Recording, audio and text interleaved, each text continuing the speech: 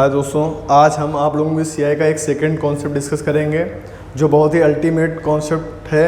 जैसे हमें आपको मूलधन दे रखा है, क्या दे रखा है? मूलधन और 3 वर्ष के सीआई और एसआई का डिफरेंस दे रखा है।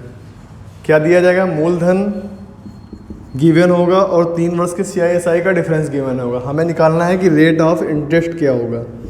तो इस क्वेश्चन को निकालने के लिए पहले हम एक आउटपुट निकालते हैं डायरेक्टली कि उस फार्मूला का यूज करेंगे, उससे ये क्वेश्चन डायरेक्टली हो जाएगा। अदरवाइज ये क्वेश्चन बहुत ही टफ हो जाता है। तो मैं जैसे कि पिछले वीडियो हमने 3 साल के सीआई एसआई दिया गया था, यहाँ पे 3 वर्ष के सीआई एसआई का डिफरेंस दिया जाएगा और मूलधन दिया जाएगा। तो सीआई में जितने भी अच्छे कॉन्सेप्ट बन सकते हैं, लगभग 10 से 15 कॉन्सेप्ट हैं, उनको मैं डेली एक एक वीडियो में डिस्कस करूँगा। तो आज सेकेंड कॉन्सेप्ट की क्लास है। फर्स्ट कॉन्सेप्ट मैं इसके पहले वाली क्लास में डिस्कस कर चुका हूँ और ये जो लगभग 10 कॉन्सेप्ट हैं बहुत ही अल्टीमेट कॉन्सेप्ट हैं और इन्हीं से रिलेटेड प्रेजेंट टाइम में जो एग्ज़ाम हो रहे हैं उनमें क्वेश्चन पूछे जाते हैं। जो इजी कॉन्सेप्ट है वो सब पढ़ाते हैं। मैं 10 कॉन्सेप्ट जो पढ़ाऊँगा जो आपको बहुत ही रेयर केस में ऑनलाइन कुछ एजुकेटर हैं उन्होंने पढ़ाया है, अदरवाइज आपको नहीं मिलेंगे। तो हम लोग देखते हैं, जैसे मूलधन दिया गया है और 3 वर्ष के सीआई एसआई का डिफरेंस दिया गया है। हमें क्या निकालना? Rate of interest. तो हमने उस दिन की तरह माना मूलधन जो है हमारा, मूलधन को हमने एज्यूम कर लिया कि मूलधन r³ है। दर को जो हमने माना है, दर को पार्ट में 1/r मान लिया। दर को पार्ट में कितना मान लिया? 1/r। तो पहले साल का ब्याज कितना हो जाएगा? फर्स्ट r³ का 1/r कितना होता है? r²। सेकेंड में मिलेगा r² मूलधन का और r² का 1/r कितना होता है? r। ये सेकेंड ईयर की बात हो गई। थर्ड ईयर का अगर निकालें तो थर्ड ईयर का जो होगा ये हो जाएगा r² मूलधन का, फिर इस वाले ब्याज का 1/r तो 2r और इसका 1/r तो कितना हो जाएगा? 1। तो यहाँ से 3 वर्ष का सीआई हमारा कितना निकल के आता था? 3r² plus 3r plus 1। ये तो हमें निकल के आया 3 वर्ष का सीआई।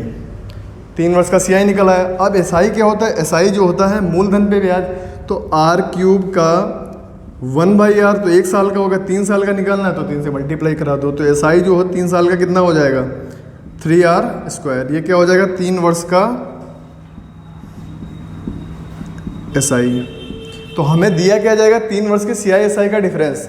अगर यहाँ से 3 वर्ष के सीआई एसआई का डिफरेंस निकालेंगे तो 3r² से 3r² कैंसिल आउट हो जाएगा। 3 वर्ष के सीआई और एसआई का डिफरेंस कितना आ जाएगा? कितना बचा? 3r plus 1। ये जो होगा 3 वर्ष के सीआई एसआई का डिफरेंस। और मूलधन कितना? r³। तो फार्मूला क्या जनरेट हो जाएगा? मूलधन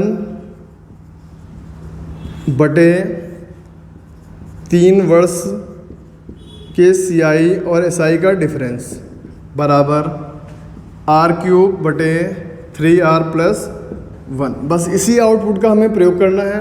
ये जो है ये हमने इसलिए देखा क्योंकि ये जो निकल के आया है, कैसे निकल के आया है? दर जो यहाँ पे निकल के आएगी वो पार्ट में निकल आएगी, 1/r का मान होगा और उसको हम तुरंत 100 से मल्टीप्लाई करेंगे तो परसेंटेज में कन्वर्ट हो जाएगी। तो क्वेश्चन हम लोग एक एग्जाम्पल देखते हैं कि क्वेश्चन किस टाइप का होगा। तो देखते हैं हम लोग क्वेश्चन क्या है।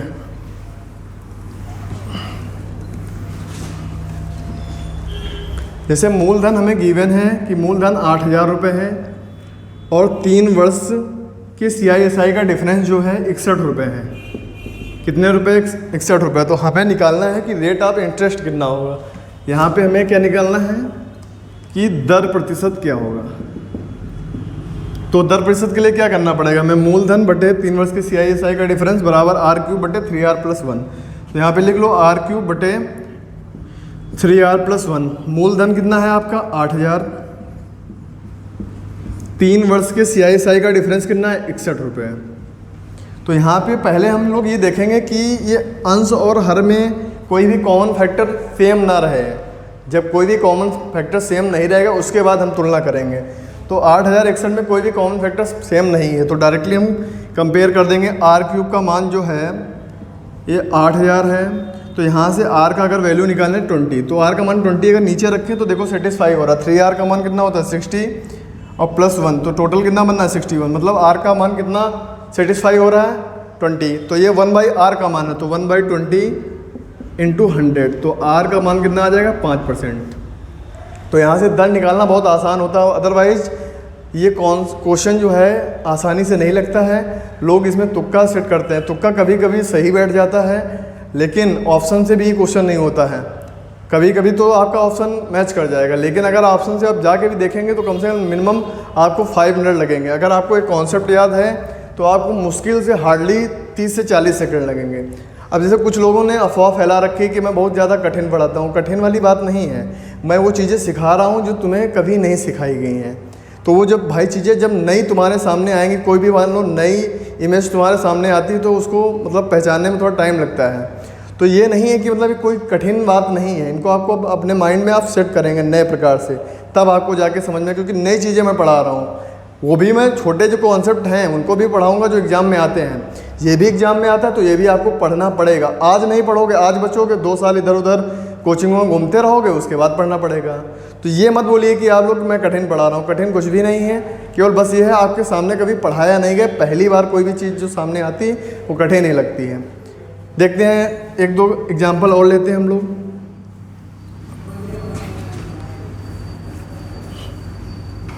जैसे मूलधन दे रखा है हमें 24,000, मूलधन है 24,000 और 3 वर्ष के CISI का डिफरेंस है 183 रुपये।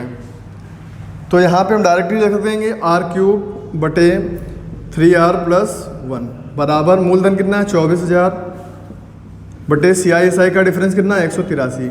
अब देखो ऊपर नीचे कैंसिल आउट हो जाएगा, 3 से 8,000 और नीचे कितना आ जाएगा 61।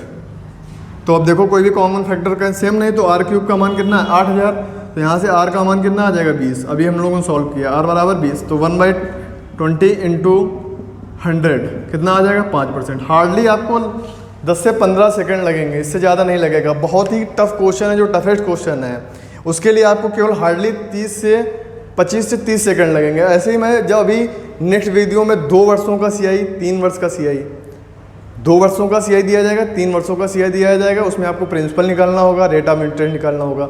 उसके नेक्स्ट वीडियो में दूसरे वर्ष का CI, पहले वर्ष का CI, उसमें रेट ऑफ इंटरेस्ट कैसे निकलेगा, मूलधन कैसे निकलेगा, तो सारे वीडियो एक एक करके हम लोग देखेंगे। 1-2 एग्जाम्पल हम लोग और लेते हैं। नेक्स्ट एग्जाम्पल जैसे है कि मूलधन जो हमारा है ये 5,000 रुपये है और CISI का डिफरेंस जो है 3 वर्ष के 155 रुपये है। कितने रुपए है 155 रुपये। तो डायरेक्टली भाई मान रखते हो यहाँ पे r³ बटे 3r + 1, मूलधन कितना है 5,000 बटे 155। तो देखो इसमें अभी कैंसिल आउट हो जाएगा, यहाँ पे कितना हो जाएगा 1,000, यहाँ पे कितना आ जाएगा 5 से कैंसिल आउट करो 31। अब दोनों में कोई भी कॉमन फैक्टर सेम नहीं है। हाँ, इसको हम लोग कॉमन फैक्टर जब तक सेम रहेगा तब तक इसको हम कैंसिल आउट, कॉमन फैक्टर जो सेम है उसको कैंसिल आउट करना होगा, तभी आंसर मैच करेगा, तभी एक ट्रिक फॉलो होगी, अदरवाइज फॉलो नहीं होगी। तो r³ का मान जो है 1,000 है, क्योंकि भाई 1031 में कोई भी कॉमन फैक्टर सेम नहीं, तो अभी कुछ इसमें कैंसिल आउट ही नहीं होगा। तो r³ का जो मान है 1000 आ गया है, तो यहाँ से r की अगर वैल्यू निकालें तो 10 आएगी। तो देखो नीचे 10 रखने पे सेटिस्फाई हो रहा, तो 10 से कितना होगा 30 + 1 कितना हो जाएगा 31। तो यहाँ 31 आ भी रहा है, तो सेटिस्फाई कर रहा है। तो ये 1/r का मान है, तो 1/10 इंटू 100, तो रेट ऑफ इंटरेस्ट कितना आ जाएगा 10%। तो रेट ऑफ इंटरेस्ट कितना आ गया 10%। अब नेक्स्ट एग्जांपल लेते हैं हम लोग कि प्रिंसिपल जो है हमारा,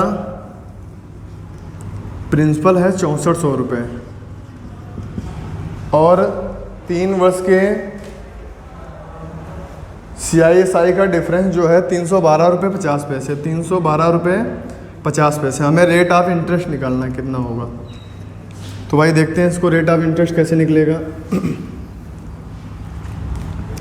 r³ बटे 3r + 1, तो यहाँ पे कितना हो जाएगा 6400 बटे 312.5, 0 उठाएंगे 0 बढ़ जाएगा, 5 से कैंसिल आउट कर दो। तो 64 तो ऐसे लिखा रहे हैं, तो 64 इंटू 1000 लिख लो। तो 5 से कैंसिल करोगे, 5 छक्का 30, 5 दूना 10, 55 25, इधर कितना आ जाएगा 200। फिर 5 से कैंसिल करो 125, इधर कितना आ जाएगा 40। फिर 5 से कैंसिल करो कितना आ जाएगा 25, इधर आ जाएगा 8। अब कैंसिल आउट नहीं होगा तो r³/3r + 1 बराबर ये कितना हो जाएगा 64, मतलब 8 का स्क्वायर इंटू 8 मतलब 8 का क्यूब बटे 25। अब दोनों में कोई भी कॉमन फैक्टर सेम नहीं है तो r³ का मान कितना है 8 का क्यूब, तो यहाँ पे r बराबर इसके आ जाएगा 8 के। तो नीचे देखो रखो सेटिस्फाई हो रहा है 3r मतलब कितना हो जाए 24, 24 एक 25, तो 25 बन भी रहा है तो 1/8 इंटू 100, तो दर आपकी कितनी आ जाएगी 12.5%। वैसे आप इसको ऑप्शन से भी करते हो तो इतनी आसानी से क्वेश्चन नहीं होता है, बहुत ही टफ हो जाता है, आपको कम से कम हार्डली 5 से 10 मिनट लगते हैं इस क्वेश्चन को सॉल्व करने में। मतलब इसमें ना कोई आपका तुक्का बैठ पाता है कुछ भी। तो इस टाइप के क्वेश्चन करने के लिए हम इस वाले को फॉलो करेंगे कि मूलधन बटे 3 वर्ष के CI/SI का डिफरेंस।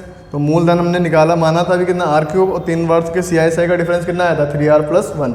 हमें मूलधन गिवन होगा और 3 वर्ष के CI/SI का डिफरेंस भी गिवन होगा।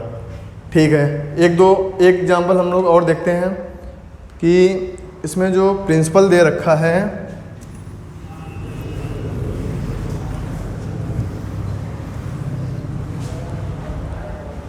प्रिंसिपल हमारा 1000 रुपये है और 3 वर्ष के CI/SI का डिफरेंस 31 रुपये है। हमें रेट ऑफ इंटरेस्ट निकालना है, तो रेट ऑफ इंटरेस्ट निकालने के लिए क्या लिखना पड़ेगा मूलधन बटे 3 वर्ष के CI/SI का डिफरेंस। तो यहाँ पे कितना आ जाएगा 1000 बटे 31। अब देखो 1031 में कोई भी कॉमन फैक्टर सेम नहीं है तो डायरेक्टली हम तुलना कर देंगे। कितना मूलधन कितना होता है r³ और 3 वर्ष के CI/SI का डिफरेंस कितना निकाला था 3r + 1 बराबर 1000 बटे 31। तो r³ का मान कितना है 1000, तो यहाँ से r की वैल्यू कितनी आ जाएगी 10, तो r का मान 10 आ गया। लेकिन r होता कितना 1/10 इंटू 100, तो दर हमारी कितनी आ जाएगी 10%। तो इस टाइप के क्वेश्चन को हम ऐसे डायरेक्टली सॉल्व कर सकते हैं। आप लोग ये नहीं कि ऑप्शन की तरफ भागने लगें, ये क्वेश्चन वो हैं। मैं CI में वो कॉन्सेप्ट डिस्कस करूँगा जो कॉन्सेप्ट का सवाल स्टूडेंट क्लास पेपर में छोड़ के आता है और क्लास में आपको कहीं मिलेंगे भी नहीं। कुछ एजुकेटर हैं ऑनलाइन जो थोड़ा बहुत सही साठ पढ़ाते हैं, बहुत अच्छा पढ़ाते हैं, उन लोगों ने डिस्कस कराया है। तो ठीक है, आप लोग इस कॉन्सेप्ट को अपने कॉपी में नोट कर लेना और इसकी थोड़ा प्रैक्टिस करना। इसके बाद मैं कल एक नए कॉन्सेप्ट के साथ मिलूँगा और तब तक के लिए आप इसको लाइक करना और शेयर भी करना। Okay, thank you.